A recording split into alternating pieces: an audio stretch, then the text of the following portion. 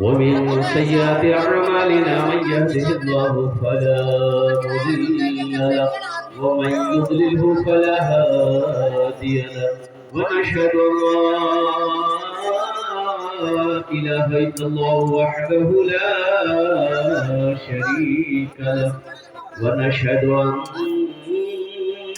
سيدنا وحبيبنا وطبيبنا ومولانا محمدا عبده ورسوله أما بعد فأعوذ بالله من الشيطان الرجيم بسم الله الرحمن الرحيم إنما يأمر مساجد الله من آمن بالله واليوم الآخر وقال الله تعالى في مقام آخر إن الصلاة تنهى عن الفحشاء والمنكر وقال الله تعالى في مقام آخر من ذا الذي يقرض الله قرضا حسنا صدق الله مولانا العظيم وبلغنا رسوله النبي الأمين المبين المتين الكريم ونحن على ذلك لمن الشاهدين والشاكرين والحمد لله رب العالمين।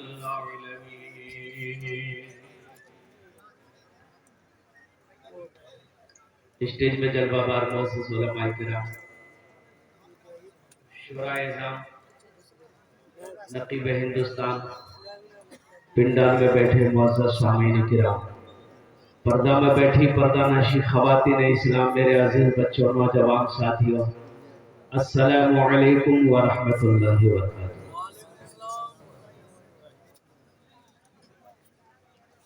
सलाम का जवाब ऐसे ही देते हैं आप लोग। अभी तो मुफ्ती साहब ने वादा करवाया आपसे कि कल से बीवी को सलाम करना है, और सब हाथ भी उठा दिए हैं।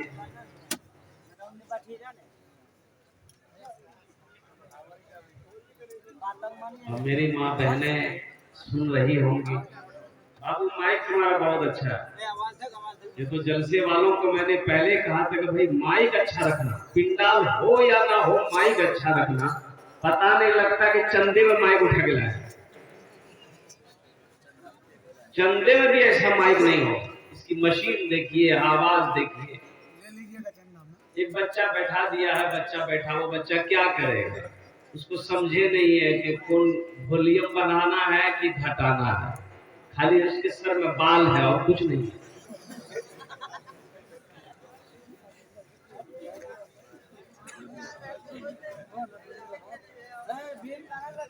की नाम जो रे विकास।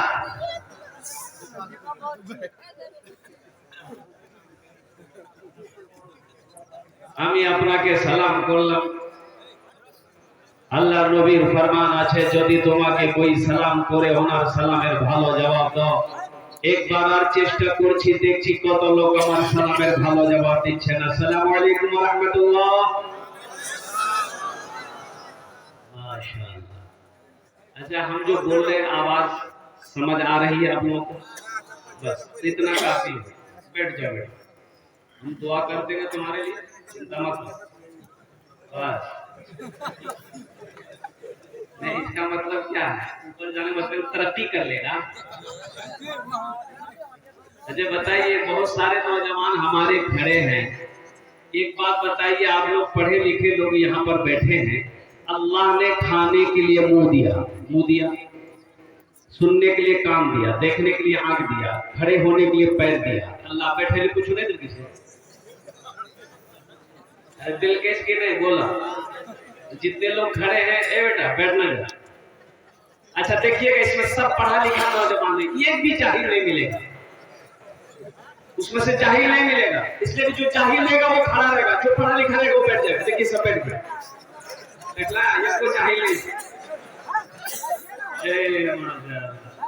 अच्छा उधर वाले बच्चे हमारे बैठ जा बेटा, बैठ जा।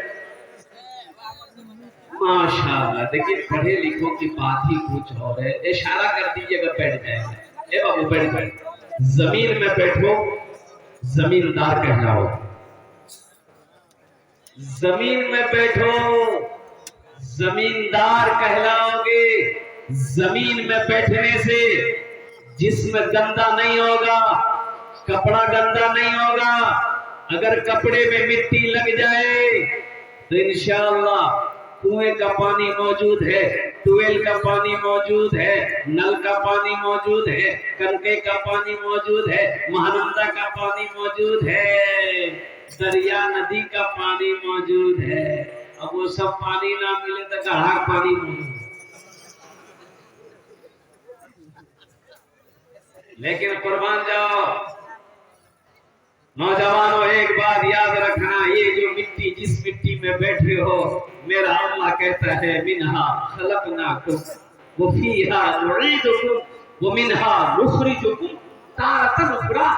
अल्लाह कहता है कि मैंने तुम्हें इसी मिट्टी से बनाया, पैदा किया, फिर एक दिन इसी मिट्टी में हम तुम्हें मिला देंगे। फिर मेरा अल्लाह आगे कहता है कि फिर एक दिन आएगा, इसी मिट्टी से हम तुम्हें दोबारा जिंदा करेंगे। इसलिए जमीन में बैठो अल्हम्दुलिल्लाह।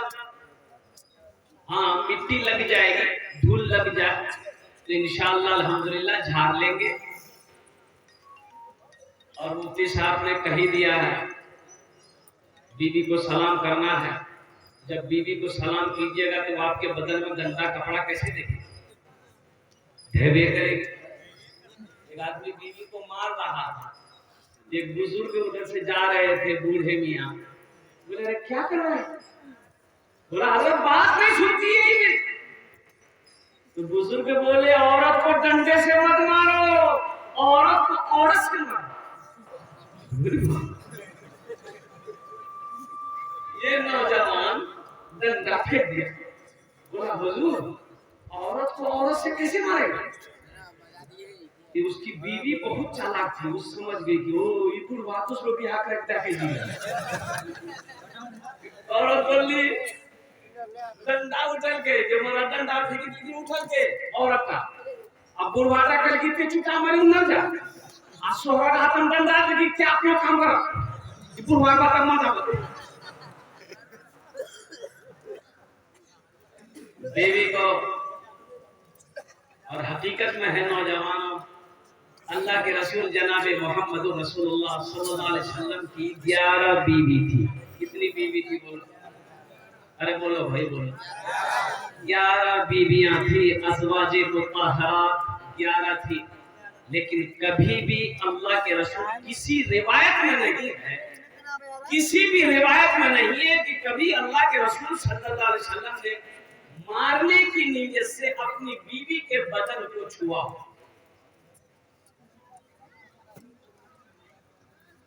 और नबी के एक मुर्दा सुन्नत को जो जिंदा करेगा, अल्लाह उसे 100 शहीदों का सवाब अता फरमाए। इंशाअल्लाह मौजूद तो मेरा ये नहीं था,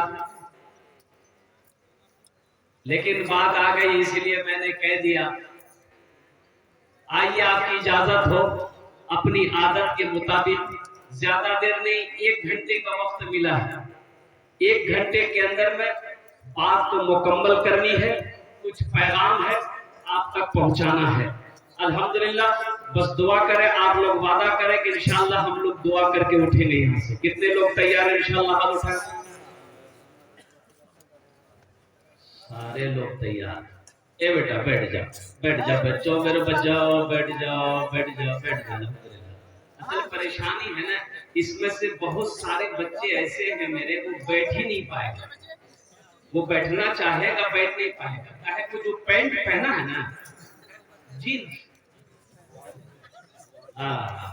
अच्छा वो पैंट इतनी टाइट होती है, उस पैंट को पहन करके मुसलमान का बच्चा है, पेशाब लग जाए, सफर में हो, अगर वो पेशाब करना चाहेगा बैठ के, बैठ नहीं पाएगा। बैठेगा, खड़ा होकर तो पेशाब नहीं करेगा, तो बैठेगा तो पूरा नहीं बैठ पाता, टुकड़ों को बैठता। पता ये चला कि आधा पेशाब जमीन में, आधा पेशाब रुक जाता है। जब खड़ा होकर चेन लगाता है तो आधा पेशाब पेंट होता है। बोला बात सही है कि गलत? अच्छा, एक पैंट अभी औरों निकला, उस पैंट का नाम है फटल का पैंट है। अरे इधर है कि नहीं? तो शर्म की बात, तो शर्म की बात है।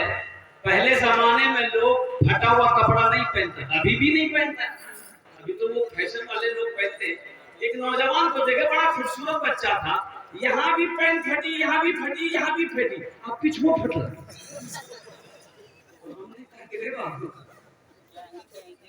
दूसरा कपड़ा नहीं है, हजरत तो स्टाइल है।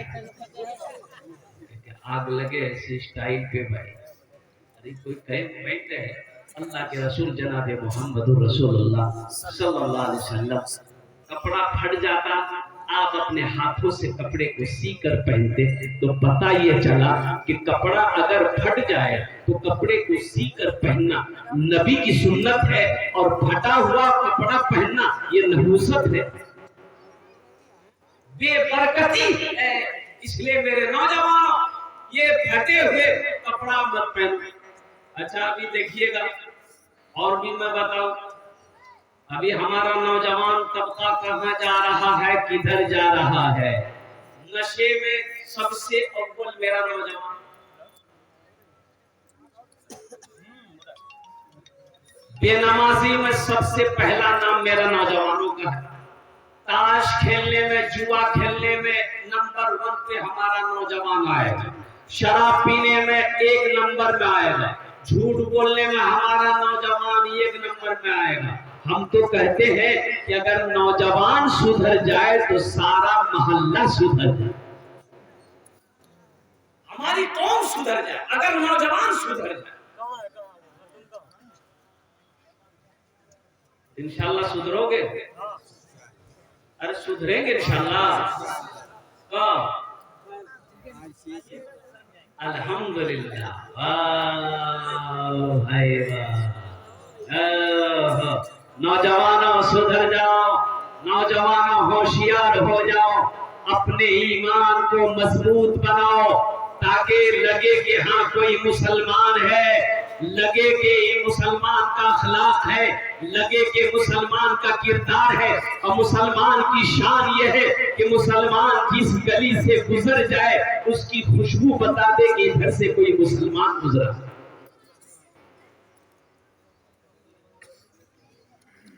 भैंस हो जाए चौक में 1 घंटा नहीं लगता खत्म।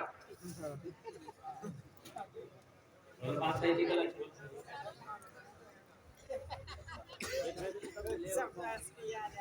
ईमान में उलमा फरमाते हैं कि जब कोई मुसलमान शराब पीने के लिए बैठता है ना, शराब के गिलास को जैसे ही हाथ लगाया, होठ से लगाया, ईमान उसके जिस्म से निकल जाता है, ईमान निकल गया। तो जब मुसलमान है ईमान निकल गया तो अब वो क्या रहा? बोला भाई काफी रहा। और ऐसी हालत, अच्छा वो ईमान जाता कहाँ है? उलमा फरमाते कि ईमान वो जब शराब पीता है, ईमान उसके सर के ऊपर में चक्कर लगाता रहता है उस वक्त तक, जब तक कि ये नशे से बच ना जाए, बाहर ना आ जाए, तब तक ईमान दाखिल नहीं। और ऐसी हालत में अगर मौत हो जाए तो, अगर शराब पीते हुए मौत आ जाए तब कौन सी मौत होगी? इसलिए मेरे बच्चों, अभी अभी एक नशा और चला हुआ, इसमें अरे कौन नशा?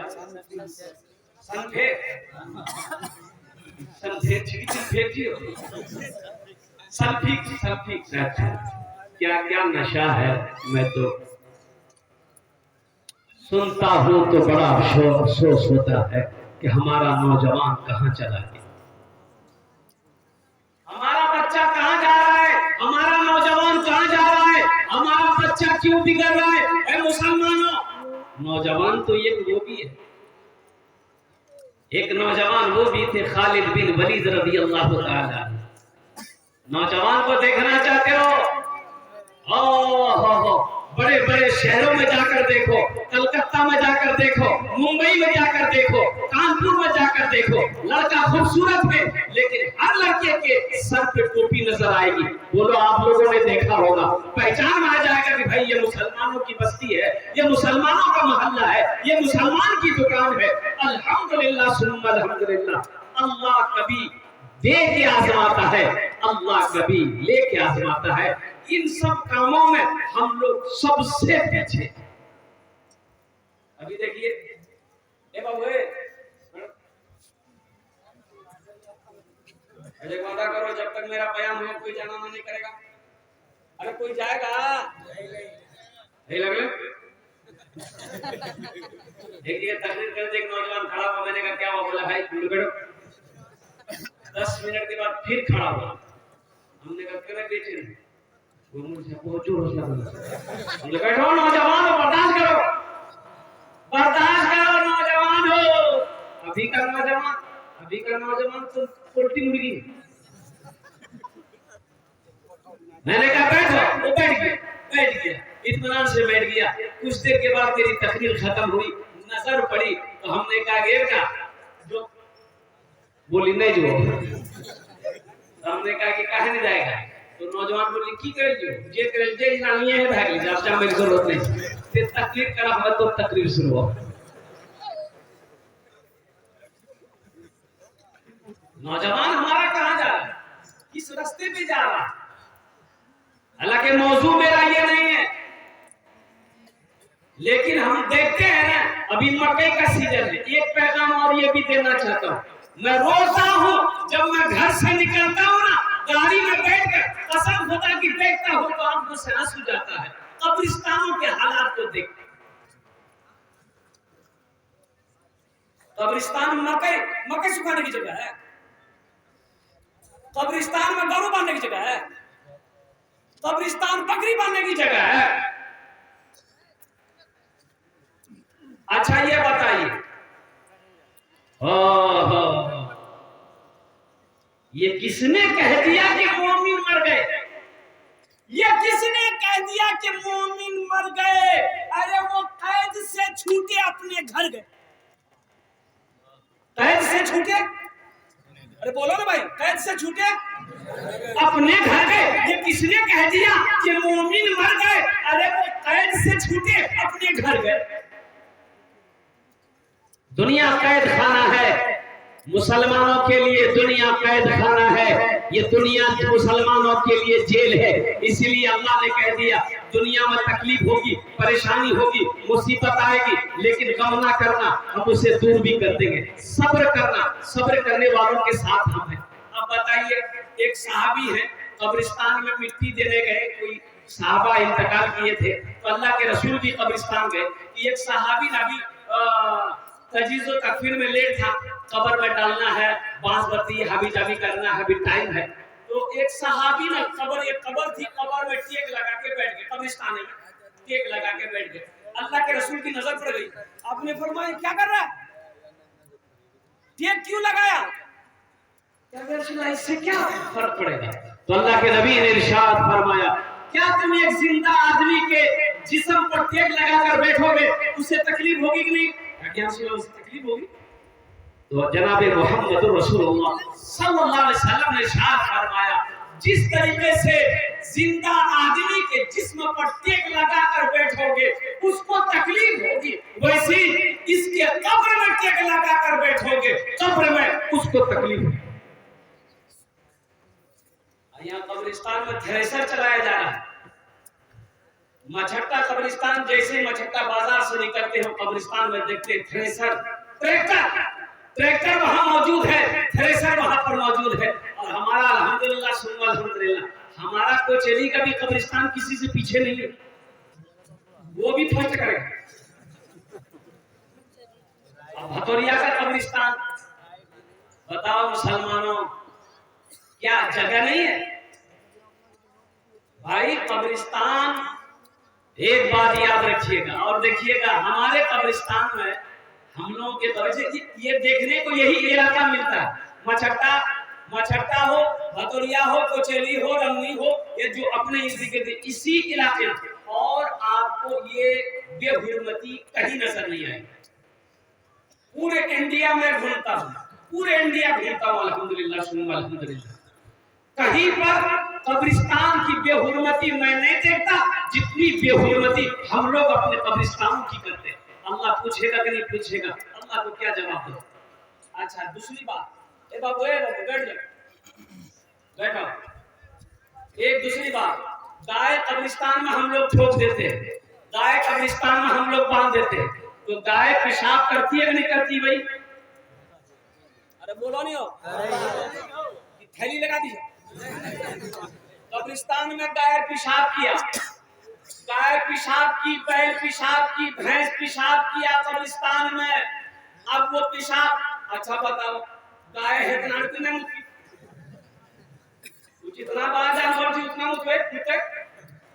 अब वो पेशाब किया, वो पेशाब कहाँ जाएगा? अरे जमीन के नीचे जाएगा ना, तो वहां कब्र थी मेरे दादा की, तो पेशाब के दो मोम थी। दादो दुनिया में इतना दूध नहीं पिलावा सको के मरी गिला, गाय का दूध पियो।